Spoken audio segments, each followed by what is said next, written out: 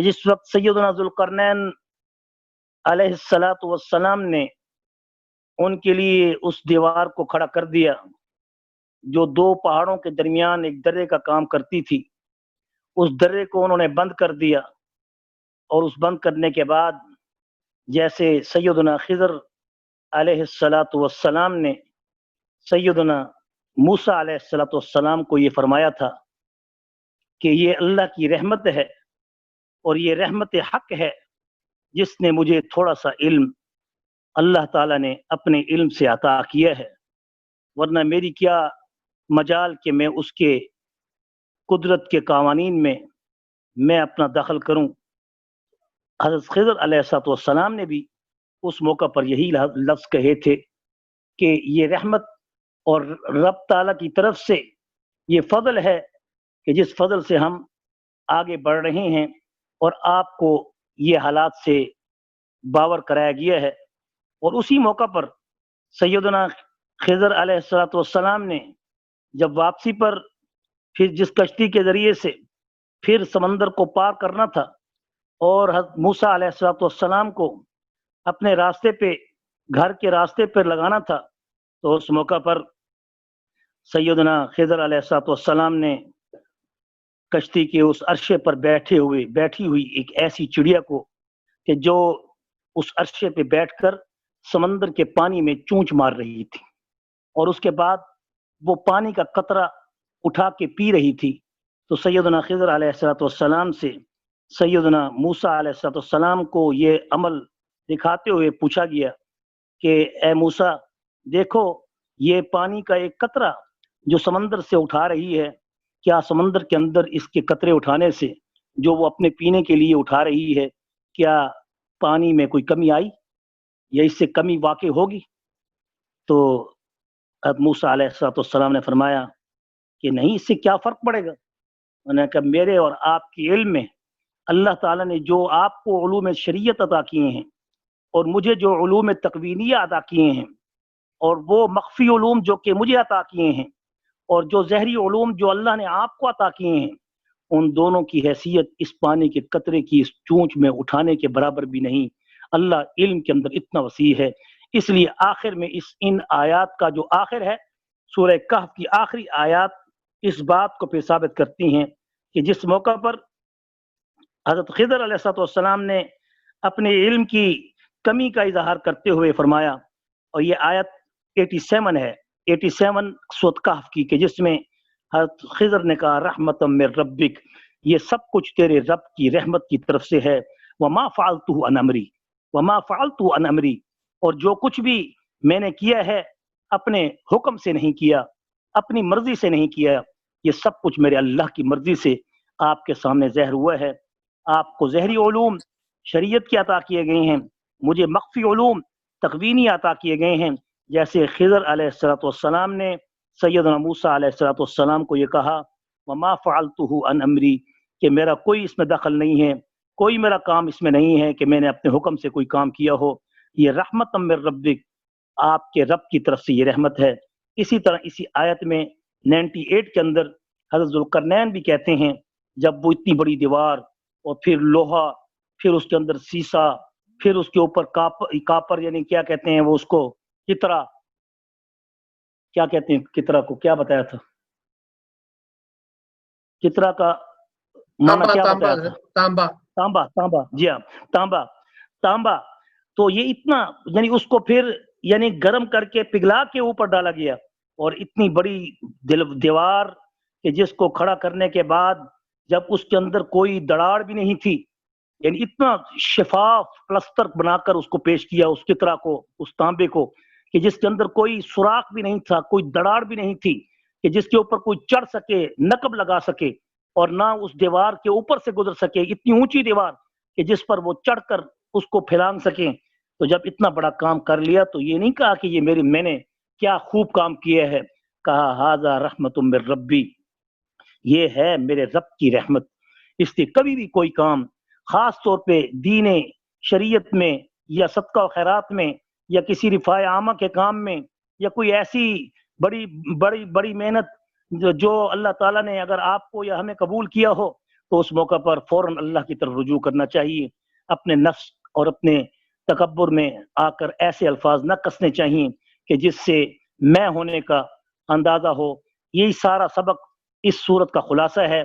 کہ موسیٰ علیہ السلام کو اللہ تعالیٰ نے یہ سفر کرایا، اور اس سفر میں آخر میں پھر یہ ذکر کرایا کہ جس میں انسان پہلے اپنی نفسانی خواہشات کو دبائے اور اللہ تعالیٰ کی رحمت کو اپنے اوپر غالب سمجھے. کہا ھذا رحمت من ربی. جب یہ لفظ انسان کہتا ہے، یہ ایسے قیمتی لفظ ہیں کہ جب بھی کوئی بڑی سے بڑی عبادت ہو جائے یا بڑا سے بڑا کام ہو جائے تو اس موقع پر انسان کو شیطان کچھ نہ کچھ ایسی راستے اور ایسا دماغ میں فتوح ڈالنے کی کوشش کرتا ہے کہ جس سے اس کی زبان سے اگرچہ وہ الفاظ نہیں نکلتے، وہ دل کے عجب کا شکار ہو جاتا ہے، اور دل کا عجب زہری ریا سے بھی زیادہ خطرناک ہے. اللہ تعالیٰ مجھے بھی اور ساری امت محمد کو اور تمام علماء اہل سنت اور تمام علماء امت کو اللہ تبارک و تعالیٰ عجب کی اس لعنت سے بچا کے رکھے، ورنہ اس عجب کی لعنت سے انسان تباہ ہو جاتا ہے. جتنا کیا کرتا ہے سارا کا سارا تباہ و برباد ہو جاتا ہے. اللہ تعالیٰ ہمیں ان لفظوں کو یاد کرنے کی اور اس پر عمل کرنے کی توفیق بھی نصیب فرمائے. اور یہ لفظ یاد کر لو، ھذا رحمت من ربی، ھذا فضل ربی، ھذا رحمت من ربی، ھذا فضل من ربی، کہ یہ میری رب کی طرف سے رحمت ہے. فَإِذَا جَاءَ وَعْدُ رَبِّي جَعَلَهُ دَكَّا. پس جب آئے گا وعدہ میرے رب کا تو جعلہ دکا، تو اس کو کر دے گا ریزہ ریزہ. اب یہ جو وعدہ ہے وکان وعد ربی حقا، اور ہے یہ وعدہ پکا میرے رب کا سچا. اب اس میں دو باتیں واضح ہو گئیں. ایک تو قیامت کے دن کا یہاں ذکر واضح نہیں کہا گیا کہ قیامت سے پہلے بھی یہ دیوار ٹوٹ سکتی ہے، جس کے بارے میں روایات میں کافی یعنی راج قول کے مطابق کہ یہ قوم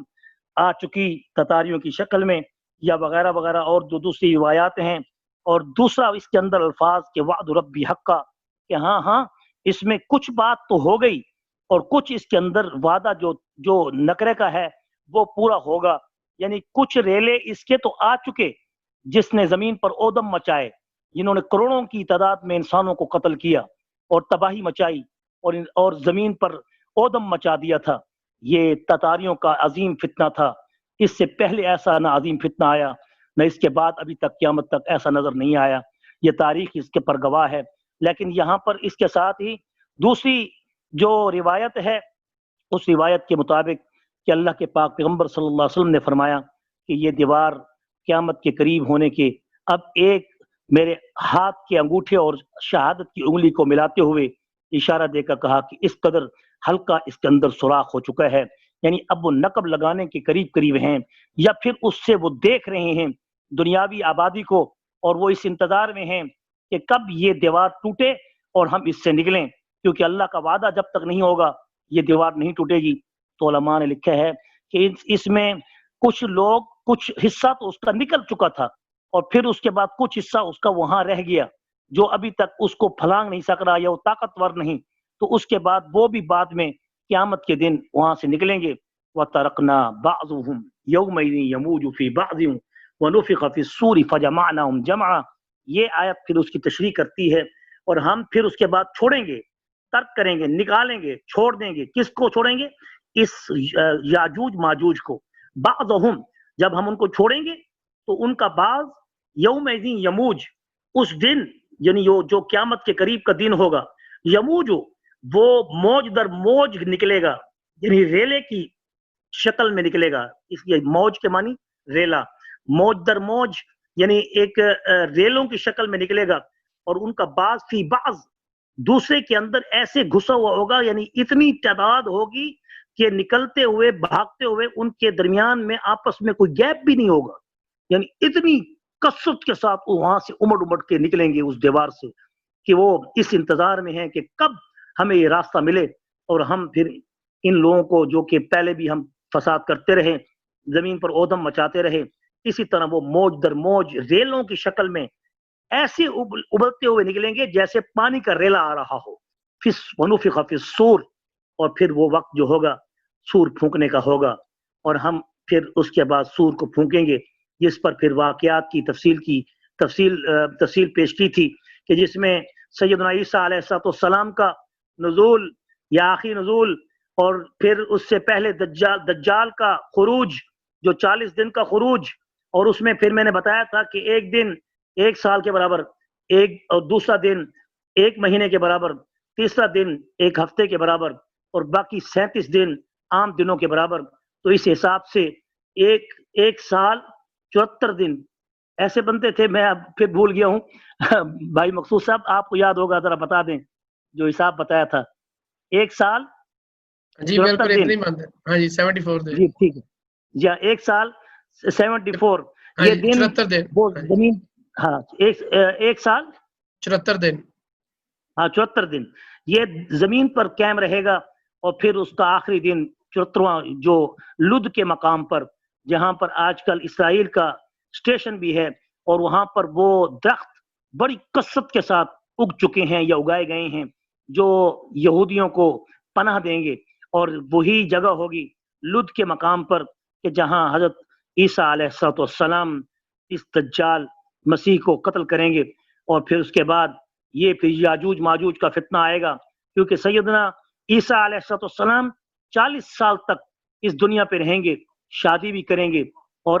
آپ کے بچے بھی ہوں گے. یعنی یہ اللہ تعالیٰ یہ دکھائیں گے کہ جو لوگ ابن اللہ کہتے ہیں، اب دیکھو ابن اللہ بیٹے پیدا نہیں کرتا، بچے پیدا نہیں کرتا، شادیاں نہیں کرتا. اللہ جوروں سے پاک ہے. اللہ ولادت سے، اللہ تعالیٰ نہ کسی سے جنا گیا ہے، نہ اس سے کوئی جنا جاتا ہے. قل هو اللہ احد اللہ الصمد لم یلد ولم یولد ولم یکن له کفوا احد. تو حضرت عیسیٰ علیہ السلام اس دنیا پر تبھی زندگی گزاریں گے، اور اسی تبھی زندگی گزارتے ہوئے آپ علیہ السلام کی اس دنیا میں اس آیت کے تحت کہ کل نفس ذائقۃ الموت، ہر جی نے موت کا ذائقہ چکھنا ہے اور اس حال سے گزرنا ہے. حضرت عیسیٰ علیہ السلام کی وفات ہوگی،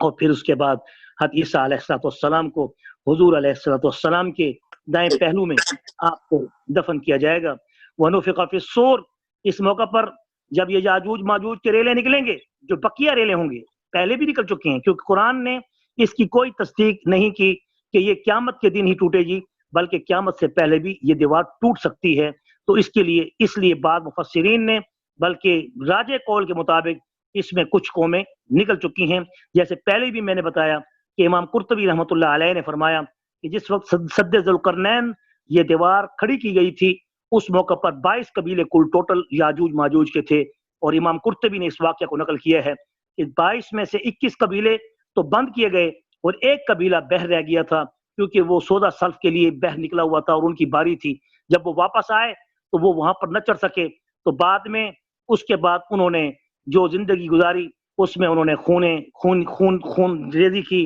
اور تباہیاں مچائیں، لیکن وہ تھوڑی تعداد میں تھے، اس لیے وہ باقی انسانی آبادی پر حاوی نہ ہو سکے. یہ یافس بن نوح کی قوم مخصوص قوم تھی. ان کی شکلیں، ان کی قدیں علماء نے لکھی ہیں کہ ان کی قدیں بہت زیادہ بھی اونچی ہیں، تو ایک کدو کے درخت کے برابر ان کی قدیں ہیں. یہ بالکل یعنی جس کو ہم پستہ قد کہتے ہیں، اس حال میں ہوں گے. لیکن پھر اس کے بعد اس قدر اودم مچائیں گے کہ حضرت عیسیٰ علیہ السلام بھی وہ بھی کوہ طور پر جا کر پناہ لیں گے، اور لوگ اپنے اپنے گھروں میں پناہ لیں گے، اور اس حال میں اللہ تعالیٰ سے دعا کریں گے. تو پھر ان پر ایک بیماری مسلط ہوگی، جس بیماری سے یہ یاجوج ماجوج پھر ان کے پیٹ پھٹ جائیں گے. پھر اس کے بعد یہ ایسے مرے پڑے ہوں گے کہ پوری زمین کو بھر دیں گے. اس قدر تعداد میں ہوں گے کہ کوئی آبادی، کوئی چپا ایسا نہیں ہوگا جہاں پر ان کی لاشیں بکھری ہوئی نہ پڑی ہوں. حضرت عیسیٰ علیہ السلام جس وقت پھر کوئی طور سے اتریں گے، اور اس کے بعد جس وقت وہ دیکھیں گے اور اس تعفن کے اندر سے گزریں گے، تو اس تعفن کو دیکھ کر ان کو نہیں چلا. اس تعفن کی وجہ سے پھر جب پریشانی ہوگی تو اللہ تعالیٰ سے دعا کریں گے، تو اللہ تعالیٰ پھر ایک زبردست موسلادھار بارش جو 40 دن تک مسلسل آئے گی، جو زمین کو دھو کے رکھ دے گی، اور ان کے جو ڈھانچے ہیں، جو ان کے جسم ہوں گے، ان کو بڑے بڑے جانور اٹھا کر پرندے کسی ایک جگہ پر جا کے پھینک دیں گے. یوں ہی پھر وہ وقت آخری وقت ہوگا. پھر زمین کے اوپر پھر صرف اسلام ہی رہ جائے گا، اور پھر اسلام کی حکومت ہوگی. اور وہ وقت ہوگا کہ جو زکات لینے والا بھی کوئی نہیں ہوگا۔ اس قدر عیسیٰ علیہ السلام زمین کو عدل سے بھر دیں گے، اور اس حال میں حضرت عیسیٰ علیہ السلام اس دنیا سے جب جائیں گے، پھر رفتہ رفتہ پھر زوال کا وقت آئے گا۔ یہ نشأت ثانیہ کا وہ دور ہوگا جو قیامت کے قریب سور اول کے پھونکنے سے پہلے کا دور ہوگا۔ پھر رفتہ رفتہ پھر مومنین کی اس دنیا سے رحلت ہوگی، اور یہاں تک کہ کچھ مومن جب باقی رہ جائیں گے تو ان کو پھر بغل کے اندر ٹھنڈی ہوا لگے گی، جس سے ان کے جسم یعنی اللہ تعالیٰ کی طرف یعنی وہ اپنی روحیں اپنے اللہ کو دے دیں گے، اور اس حال میں وہ بھی فوت ہو جائیں گے، اور پھر زمین پر کوئی بھی اللہ کا نام لینے والا نہیں ہوگا۔ وہ وقت ایسا ہوگا کہ ہر طرف کفر ہی کفر ہوگا، ضلالت ہی ضلالت ہوگی، کوئی دین کی بات کرنے والا نہیں ہوگا۔ اور پھر اس کے بعد اللہ رب العزت پھر زمین کے اوپر نفخ اول کو پھر اسرافیل کے ذریعے بجوائیں گے۔ حدیث شریف میں آتا ہے کہ نبی کریم صلی اللہ علیہ وسلم کا فرمان مبارک ہے کہ نفخ اول جو اس وقت اسرافیل جو اپنے ہاتھ میں جو سینگ کی طرح ایک سور کو ایک نفخ کو اپنے ہاتھ میں لیے کھڑا ہے، اس سور کو بجانے کے لیے کہ جس سور کی چوڑائی زمین و آسمان کے خلا کے برابر ہے، اور اس کے ہر اس خول کے اندر جیسے سینگ پیچھے سے پتلا ہوتا ہے اور آگے سے بڑا ہو جاتا ہے، تو اس کے پیچھے والے حصے سے وہ پھونک ماریں گے، اور اس کا اگلا حصہ جو بڑا ہو جاتا ہے اس میں ہر ذی روح کی روح ہوگی، روح کی کھینچنے کے سوراخ ہوں گے، جس سے وہ سانس کو کھینچے گا۔ جس وقت وہ سانس کو کھینچنے کا وقت ہوگا وہ سور کے بجنے سے پہلے کا وقت ہوگا، اور وہ وقت خوف و ہراس کا ہوگا۔ حدیث شریف میں آتا ہے پہلے سور بجنے سے پہلے خوف و ہراس کا سور بج پڑے گا، یعنی کہ وہ سانس جب وہ کھینچے گا اور سب کی کھینچنے کے لیے ریڈی ہو کر پھر بجائے گا، اس کو پھونکا دے گا، یعنی پھونک دینے کے لیے پہلے سانس کھینچا جاتا ہے، وہ سانس کھینچے گا تو اس سے خوف و ہراس کا سور بج جائے گا، اور یہ ایسا سور ہوگا جو خوف و ہراس کا ہوگا، ہر طرف بدامنی ہو جائے گی، جس کی مثالیں آج کے اس دور میں مل رہی ہیں کہ شاید کہ وہ وقت قریب ہے کہ سور بج جائے، اور وقت آتے آتے سیدنا مہدی ابھی آ جائیں، اور حضرت مہدی علیہ السلام کے بعد سیدنا عیسیٰ کا زمانہ ایسے ہی پتہ ہی نہیں چلے گا، ایک دوسرے کے پیچھے آنن فانن۔ اللہ تعالیٰ نے زمین کے اور نظام قدرت کے اور کائنات کے اندر وقت کی لگام کو اپنے ہاتھ میں رکھا ہوا ہے، تو یہ ساری باتیں ہماری عقل سے باہر ہیں، ماوراء ہیں۔ وہ اللہ ہی جانتا ہے کہ قیامت کے ایک دن بھی باقی ہونے میں وہ سارے دنوں کو پورا کر دے، اور ایک ہی گھنٹہ باقی ہونے میں یا ایک ہی لمحہ باقی ہونے میں وہ سارے وقت کو لمبا کر کے سیدنا مہدی کو بھی پہنچا دے، سیدنا عیسیٰ کو بھی اتار دے، دجال کا بھی خروج ہو جائے، اور یوں ہی پھر یاجوج ماجوج بھی آ جائیں۔ یہ سارا سلسلہ ایک دوسرے کے پے در پے ہو یا تھوڑے تھوڑے فاصلے کے بعد ہو، واللہ عالم حقیقت الکلام و حقیقت المرام۔ اب اللہ تعالیٰ فرماتے ہیں کہ اس حال میں ایک نفخ جو پہلا ہوگا جو تباہی کرنے کا ہوگا، جو زمین و آسمان کے اندر ایک ایسی پھونک، ایسی سور، ایسی آواز جو بڑی ہی سریلی اور میوزک سے زیادہ نہایت ہی دل کو بھانے والی۔ حدیث شریف میں آتا ہے ہر شخص اس سریلی اور دل کو بھانے والی اس آواز کی طرف متوجہ ہوگا، اور اس کی طرف متوجہ ہوتے ہوتے یہاں تک کہ ان کے کان ایک ہی آواز کو سننے کے لیے تیار ہو جائیں گے۔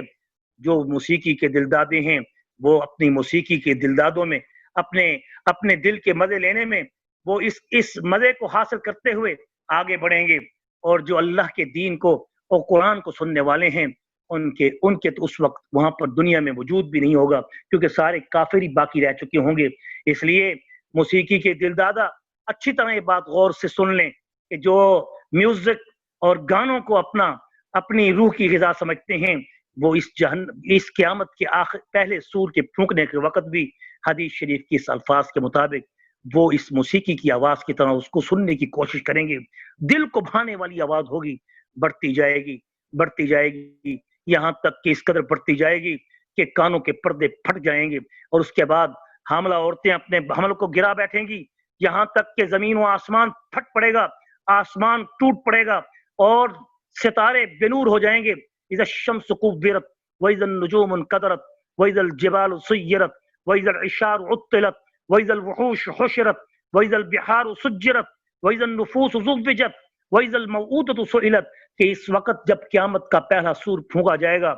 یہ سورج بے نور ہو جائے گا۔ اذا الشمس كورت वइज़न नुजूम कदरत, ये सितारे बेनूर हो जाएंगे। इज़ा शम्स कुव्विरत वइज़न नुजूम कदरत वइज़ल जिबाल सुय्यरत, पहाड़ चल पड़ेंगे। आज भी देखें, ज़लज़ले आए हैं, सुनामी आए हैं, बड़ी बड़ी बिल्डिंगें पानी पर तैर रही थीं जैसा कि कोई जहाज जा रहा हो। ये हालत होगी क़यामत के करीब। ये तो थोड़ी सी निशानियां हैं, क़यामत की बड़ी निशानी तो बाद में है। अल्लाह ताला उस वक्त के अजाबों से हम सबको अल्लाह ताला महफूज फरमाए। और हुजूर का ये इरशाद कि फिर सूर जब बजेगा फजमाअनाहुम जमआ, बस हम फिर अल्लाह फरमाते हैं कि हम उनको इकट्ठा करेंगे उस मकान पर जहां पर इकट्ठा करना होगा, और वो दौड़ेंगे दौड़ेंगे और आवाज उनके पीछे होगी, आग उनके पीछे, वो आवाज के पीछे होंगे और आग उनके पीछे होगी, यहाँ तक के वो अपने अपने अपने अपने अंजाम को पहुंच जाएंगे। वह अरज़ना जहन्नम यौमइज़िल लिलकाफ़िरीन अर्ज़ा। अब यहाँ पर जो सूर फूंकने की जो बात हो रही है, यहाँ अब दूसरे सूर की बात है, क्योंकि जब हम जमा करेंगे, जमा व अरज़ना, अब जहन्नम की बात हो रही है, तो इससे मालूम हुआ ये नफ़्ख़े सानी जब बजाया जाएगा, फिर जमीन पर जब इस वक्त जब पहले सूर फूंकने के बाद जमीन पर यानी बिल्कुल तबाही आ जाएगी, हत्ता कि यौम युबद्दल अर्ज़ यौम तबद्दल अर्ज़ गैरल अर्ज़ वस्समावातु वबरज़ु लिल्लाहिल वाहिदिल क़हार। इस जमीन को अल्लाह ताला रोज़ क़यामत बदलेंगे कि अब इस जमीन पर मैं हिसाब किताब नहीं लेता, जिस जमीन पर इन्होंने अपने गुनाहों से इसको नापाक कर दिए है। यही वजह है क़यामत के दिन अल्लाह ताला इस जमीन को जिस पर इंसानों ने गुनाह कर करके इसको नापाक कर दिया होगा, अल्लाह इसको पाक करके बदलेंगे और उस पर बदली हुई जमीन पर फजमाअनाहुम जमआ, फिर जब हम सबको जमा किया जाएगा, फिर अल्लाह ताला फरमाएंगे वअरज़ना जहन्नम यौमइज़िल लिलकाफ़िरीन अर्ज़ा, और हम पेश करेंगे उनके सामने जहन्नम को उस दिन, यानी हर शख्स के सामने जहन्नम को पेश किया जाएगा। जो काफिर होंगे, जो मुनकिर होंगे, जो अल्लाह के दुश्मन होंगे, रसूलुल्लाह के मुनकिर होंगे, उनको फिर क़यामत के दिन हर एक को जहन्नम करीब से दिखाई जाएगी। ये कोई बईद बात नहीं। आज के इस दौर में तो टेक्नोलॉजी ने इन बातों को सच्चा साबित कर दिया है। जो रोज़े क़यामत अल्लाह ताला ने आज से 1500 साल पहले हुजूर की बताई हुई इस बात की तस्दीक दुनिया की टेक्नोलॉजी से कर दी क्या, और हम अर्ज करेंगे, पेश करेंगे इस जहन्नम को उस क़यामत के दिन लिल काफिरीन, काफिरों के वास्ते, अर्जा, अर्जा के मानी बिल्कुल सामने पेश करते हुए। तो हर एक के सामने जहन्नम जब आएगी तो जहन्नम कैसे, उसको इतनी बड़ी जहन्नम सबको दिखाई जाएगी। तो मालूम हुआ जिस तरीके से भी आज तो कैमरों के जरिए मीडिया के अंदर तुम किसी चीज को जहर कर देते हो, और वो अगरचे हकीकी तौर पर आपके करीब नहीं होती, लेकिन आप उसको करीब से देख रहे होते हैं। लेकिन क़यामत के दिन अल्लाह ताला ने कायनात को मुसख्खर करके जन्नत के अंदर जैसे मजे होंगे कि इंसान जब एक दूसरे से मिलना चाहेगा तो आज वीडियो में एक दूसरे से कलाम कर सकता है, हाथ नहीं मिला सकता, मगर जन्नत में जब कोई शख्स किसी से मिलना चाहेगा तो देखना चाहेगा तो देखेगा भी सही और हाथ मिला के बात भी करेगा और मुआन का भी करेगा। ये अल्लाह ताला उस वक्त कैफियत और ताकत कुव्वत इंसानी जिस्म को रूह और जिस्म के मिलाप से एक कालिब होने की सूरत में अता कर देंगे। ये जन्नत के दिन, जन्नत के अंदर जन्नतियों के लिए जैसे रहमत हक एक दूसरे से मिलाने के लिए सिर्फ वीडियो का काम नहीं होगा। वीडियो में सिर्फ इंसान देख सकता है, हाथ नहीं मिला सकता, लेकिन जन्नत में जब कोई तकियों पे बैठ के दिल चाहेगा फलां दोस्त को, फलां भाई को, रसूलुल्लाह को सल्लल्लाहु अलैहि वसल्लम को मैं मिलना चाहूं, देखना चाहूं करीब से, तो अल्लाह ताला आप सल्लल्लाहु अलैहि वसल्लम के करीब कर देगा। उसको या आपको या उस शख्स को या आपको इस तरीके से जहन्नम को भी अल्लाह काफिरों के करीब कर देगा और वो चलते हुए अपनी जहन्नम को अपनी आंखों से देखकर डरेंगे। अभी तो हिसाब किताब तो उनका होगा नहीं, क्योंकि हिसाब किताब सिर्फ मुसलमानों का है, काफिरों का नहीं, मुनाफिकों का है। इसलिए कि वो ज़हरन कलमा पढ़ते थे, इसलिए उनको ज़हरन दिखाया जाएगा कि आज तुम्हारा भी हिसाब है, लेकिन हकीकतन उनका हिसाब यही होगा कि उनको जहन्नम की आला दर्जे में दाखिल किया जाए। अल्लज़ीना कानत आयुनुहुम फी ग़िताइन अन ज़िक्री। ये सब कुछ क्यों होगा? अब अल्लाह ताला फरमा रहे हैं ये वो लोग होंगे जिनको जहन्नम करीब से दिखाई जाएगी। ये वो लोग होंगे कि जो के थे, जिनकी थी, ये कानत मुअन्नस का सीगा है, मुअन्नस का, यानी जिसको हम क्या कहेंगे, कानत आयुनुहुम फी ग़िताइन अन ज़िक्री, कि ये उनकी आंखें देखेंगी, क्योंकि उनकी आंखें थी, कानत मानी थी, क्योंकि उनकी आंखें थी, क्या थी, फी ग़िताइन, पर्दे में, ग़िता कहते हैं पर्दे को, ग़िता ग़िता पर्दे में, अन ज़िक्री, मेरे जिक्र से, वकानू, और वो थे, क्या थे, ला यस्ततीऊन समआ, और ये ताकत नहीं रखते थे सुनने की, लोगों आज सुनने की ताकत पैदा कर लो, कुरान बार बार कह रहा है सुनो सुनो सुनो। उस दिन भी यही कहा जाएगा कि इन लोगों को कान दिए गए थे, लेकिन इन्होंने कानों को सुनने के लिए उस जगह पे लगाया था जहां रब करीम ने मना किया था, और जहां सुनने के लिए हुक्म था वहां ये कहते थे हमारी ताकत नहीं, हम सुनना नहीं चाहते, हमारे पास वक्त नहीं, हम दीन की बात को हम जानते हैं। यहाँ जानने की बात नहीं, सुनने की बात है। यहाँ बड़ी जबरदस्त बात है कि मुबल्लिग की बात, दाई की बात सुनना तुम्हारे ऊपर वाजिब है, वाजिब है। क्योंकि अगर आपने अपने कानों में रुइयां ठोंसी या उंगलियां ठोंसी तो फिर उस वक्त क़यामत के दिन इन जैसे लोगों को कहा जाएगा कि तुम्हें दीन की बात सुनाने वाले, समझाने वाले, हक मसला बताने वाले जब तुम्हें हक मसला बताते थे, तुम अपनी मर्जी पर चलते हुए अपने कानों को फेर लेते थे, मुंहों को फेर लेते थे, इस्तात रखने के बावजूद तुम ताकत नहीं रखते थे, यानी उसके बावजूद भी सुनने की। तो आज भी क़यामत का दिन है। अब इन जहन्मियों को देखो क्या हाल है। अफहसिबल्लज़ीना कफरू अन यत्तखिज़ू इबादी मिन दूनी औलिया,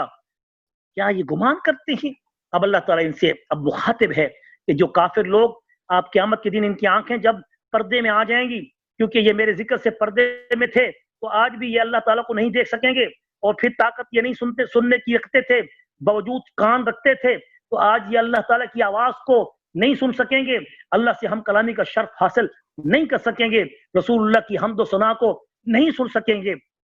वो लोग कि जो निहायत ही बेदीन थे, जहरी कलमा पढ़ते थे और अंदर से दिल से काफरों से प्यार करने वाले थे, उनका हाल रोज़े क़यामत फिर अल्लाह के यहाँ बहुत ही इबरतनाक होगा। अफहसिबल्लज़ीना कफरू, क्या ये गुमान करते हैं, क्या कौन, यही काफिर लोग, अल्लज़ीना कफरू, जिन्होंने कुफर किया, अन यत्तखिज़ू, कि वो बनाएंगे, पकड़ेंगे, इबादी, मेरे बंदों को, मिन दूनी, मेरे सिवा, औलिया, वली, कारसाज, यानी उनको अपना दोस्त समझते हैं, उन बंदों को जो जिनको मैंने पैदा किया है, जिनको ये खुदा बना लेते हैं, जिनकी ये प्रस्तुत करते हैं, जिनको ये निदा देते हैं, जिनको ये मुश्किल कुशा कहते हैं, जिनको ये हाजत रवा कहते हैं। अल्लाह फरमा रहे हैं मुतलकन ये अल्फाज नाम तो काफिरों का दिया गया है, मगर इसमें हर वो शख्स भी कुफर में है जो अल्लाह के बंदों को अल्लाह के माँ सिवा पुकारता है, जो अल्लाह के बंदों को अल्लाह के माँ सिवा पुकारता है। अब इबादी से मुराद बंदे भी हैं, उलमाए मुफस्सिरीन ने लिखा है इससे मुराद फरिश्ते भी हैं, इससे मुराद जिन्नात भी हैं, इससे मुराद हर वो तीन चीज की मखलूकें हैं जिनको लोगों ने, बाज ने बेटियां बना दी अल्लाह ताला की फरिश्तों को, बाज ने बंदों को अल्लाह का बेटा बना दिया, बाज ने मुश्किल को शाह बना दिया, बाज ने वलियों को क्या बना दिया। इन्ना आतदना जहन्नम लिल काफिरीन नुज़ुला, बेशक हम ने तैयार कर रखा है जहन्नम को इन काफिरों के लिए मेहमान के तौर पर, मेहमान नवाजी के तौर पर। नुज़ुला ये अरबी का लफ्ज है, नुज़ुल का माना मेहमान नवाजी, कि हम बेशक हमने जहन्नम को काफिरों के लिए मेहमान नवाजी बना रखा है, मेहमान नवाजी के लिए उनके लिए जहन्नम को हमने तैयार कर रखा है। कुल हल नुनब्बिउकुम, अब ए महबूब करीम सल्लल्लाहु अलैहि वसल्लम, काफिरों की बात तो हो गई, अब उन मुसलमानों की बात भी बता दो कि जिनके ईमान मुज़ब्ज़ब हैं, या जो अपने, ये आखिरी 4 मिनट रहते हैं, अभी ये आखिरी 4 मिनट है। चलें इसको फिर कल से पढ़ लेंगे, इसी पर इत्तेफाक करते हैं। अल्लाह ताला से दुआ है कि अल्लाह ताला हम सबको कुरान के फहम से बहरावर होने की पूरी तौफीक नसीब फरमाए, आमीन। दुआ कर ले, अभी 4 मिनट है। जी जी 4 मिनट है। कारी साहब मेरी एक राय थी, आपने फरमाया कि उनको जहन्नम के आला दर्जे में फेंका जाएगा, लेकिन मेरे ख्याल में दर्जा जो जहन्नम का सबसे निचला दर्जा वो सबसे बुरा दर्जा है। जी जी